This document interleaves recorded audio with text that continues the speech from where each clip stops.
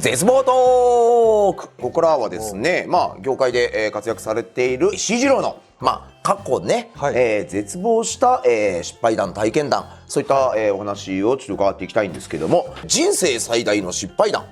僕中学の時に、初恋の女の子に、ルパン三世カリオストロの城のクラリスに対してルパンが言う、湖の水を飲み干すことも、空を飛ぶこともできるのに、でも今はこれが精一杯って言って、パッて花をして、旗をパタッパタッパタッパタッパタッってやって、はーって言われたことがある。やったんだあれ。あれね、ルパン三世カリオストロの城ってね、公開当時不評であんま見てないんですよ、みんな。テレビまでやってない時って。そうだったっけ。誰も知らない。今はね、カリオストロの城やりたいんだな。はそれはちょっともう最大の失敗。もう僕同窓会とかも会えてないんですけど、その子にね、ほらルパン三世カリオストロの城その後むっちゃメジャーになったよ宮崎駿って言いたい。よし、次いきます。今の仕事できついなと思うのはどういう時？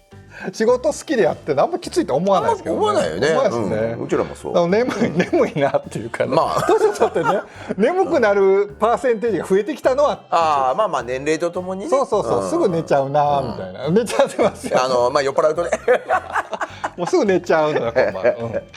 スランプになったことはありますか？スランプもね、それの脱却方法はならない。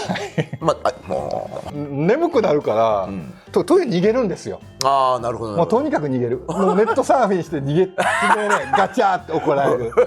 仕事してないですよねみたいな。今からするんです今からみたいな。自分の短所は何だと思いますか？やっぱ作品主義。そこね、やっぱそこか。作品主義がゆえに人間社会に適応できない。典型的なクリエイターやな、やっぱそこは。会社辞めて余計わかるんですよ。ほんとね、会社より外部の方を大切にしたりもするんですよ。そう仕事してるパートナーをってことは。だってその作品を作るためにはその人が大切でしょ。その人が必要でしょ。いや会社の事情とかどうでもよくないですかみたいな。そんなこと言う人いないよ。でしょうね。あんまりいないから、僕らはリスクを持ってその契約書がなくても進めないで、いやもういざとなったら僕が腹切りますよって言って僕は言うてたんですけどね。わかります。もうなかなかね、こういうアホな人はいないなという。気持ちある人はねいっぱいいますけど、大人になろう。はい、最近一番怒った出来事は？石井って怒んの？名前使うんやったら確認させてとかね。そりゃそうやと。いろいろありますよね。ツイッターで人から言われてびっくりするとか。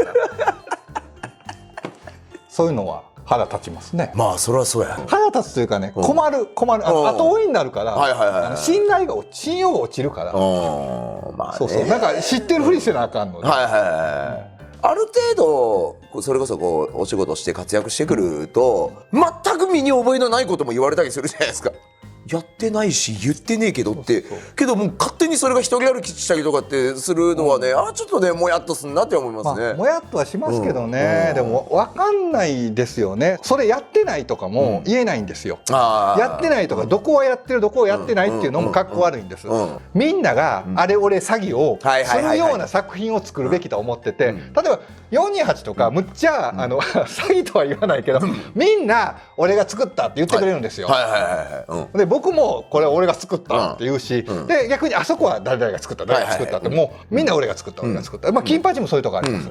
でそういう作品だったらもうみんなはもう全部自分の責任ですよ。悪いとこもいいとこも言ってくれるような作品を作れたらいいけど、やっぱ世の中いろいろあってそうではないと。あそこはダメ、あそこはいい、でそれが誰これみたいな、いやそうなった時点で負けだからもう負けです。それはもう本当に負けです。もう全部僕のせいでいいですよ。全部誰かのせいでいいですよみたいな。いや潔くてかっこいいよ。では、絶望に関するお話は、ここまで。次回は希望の話。また。